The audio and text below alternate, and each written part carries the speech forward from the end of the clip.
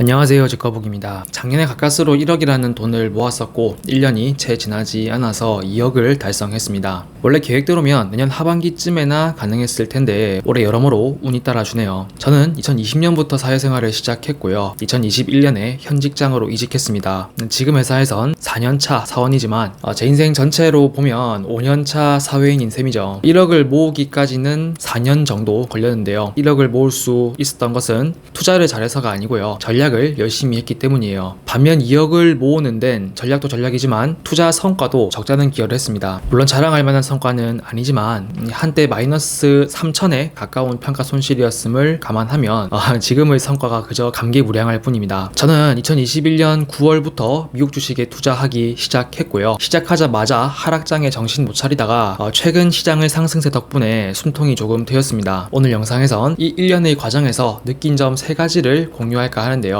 제가 조언을 할 깜냥은 안 되고 그냥 이 사람은 이런 생각을 하는구나 정도로 생각하시면 되겠습니다. 그럼 영상 바로 시작할게요. 첫 번째 느낀 점은 단순하게 투자해도 된다입니다. 단기 트레이딩이나 가치 투자에 대해서는 잘 모르겠고요. 저처럼 그저 좋은 기업의 주식을 최대한 오래 보유하는 투자, 경영진에게 믿고 맡기는 투자를 지향하는 경우 한정입니다. 투자를 업으로 삼는 게 아닌 이상 매일 시황 분석을 하고 각종 리포트를 읽고 다양한 경제 지표들까지 세세하게 분석할 필요는 없다고 생각해요. 특히 최고의 수익이 아니라 괜찮은 수익률을 꾸준히 유지하는 것이 목표라면 더욱 그렇습니다. 제 생각에 가장 의미 있는 것은 투자하고자 하는 혹은 이미 보유 중인 기업에 대해서 분석하는 겁니다. 얼마나 돈을 효율적으로 잘 버는지, 벌어들인 돈을 어떻게 재분배하는지, 주주환원에 힘쓰는지, 메가 트렌드를 거스르진 않는지 등의 분석 말입니다. 사실 기업에 대한 분석도 자주 할 필요는 없습니다. 매수 결정을 내리기 전에 한번, 매수한 이후에는 반기에 한 번씩만 수행해도 충분합니다. 경험상 기업에 대한 정보를 너무 자주 접해도 잡념만 많아질 뿐입니다. 잡념이 많아지면 불필요하거나 그릇된 대응을 할 가능성이 높아지는데요. 애초에 오랜 세월 훌륭한 성과를 내온 기업이 한두 분기만에 고꾸라질 가능성은 극히 낮아요. 좋은 기업에 투자했다면 그 기업과 경영진을 믿고 기다리는 게 낫습니다. 직장 생활이나 운동, 취미 등 현생에 집중하자고요. 여러분과 제가 특별히 무언가를 하지 않아도 기업의 임직원들이 열심히 일해서 성과를 낼 것이고요. 우리는 단지 주식을 보유함으로써 그 결실을 나누어 받게 됩니다.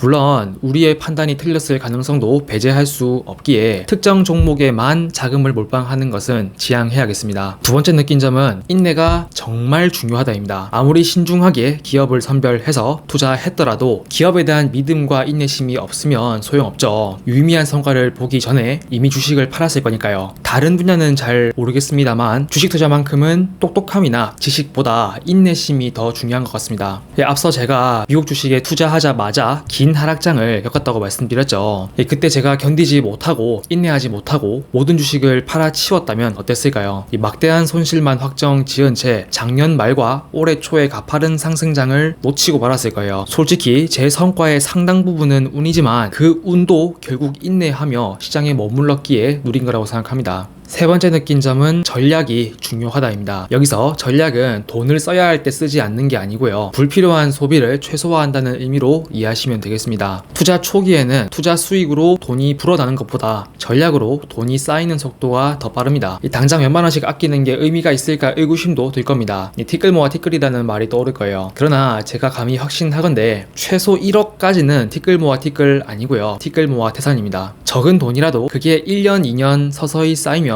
분명히 큰 돈이 됩니다. 단기적으로는 무의미해 보이지만 시간이 지나면 어느샌가 큰 돈이 되어 있을 거예요. 물론 소비에도 관성이 있기 때문에 갑자기 소비를 줄이는 게 쉽지 않을 겁니다. 때문에 점진적으로 서서히 줄여나가야 해요. 저도 사회초년생 때는 카드값이 월급 이상일 때가 많았습니다. 이러면 안 되겠다 싶어서 조금씩 고정비들을 줄이고 절제했고요. 적당한 금액에 적당한 퀄리티의 물품을 사가지고 오래 쓰고 불필요한 술자리를 멀리하고 쓸데없는 보험도 다 해지했어요. 그 결과 급여의 절반 이상을 저축이나 투자에 활용할 수 있게 됐습니다. 앞서 소비에 관성이 있다고 했죠. 전략에도 관성이 있더라고요. 시작이 어려울 뿐입니다. 분명 전략이 무의미해질 만큼 자산이 거대해지는 순간이 올 텐데요. 그 전까지는 여러분과 저 모두 전략에 힘썼으면 하는 바람입니다. 이상으로 2억을 달성하기까지의 느낀 점에 대해서 말씀드렸습니다. 정리하면 투자는 단순하게 해도 되고 인내심이 지식이나 지능보다 중요하며 투자 초기에는 투자 수익보다 전략이 중요하다입니다.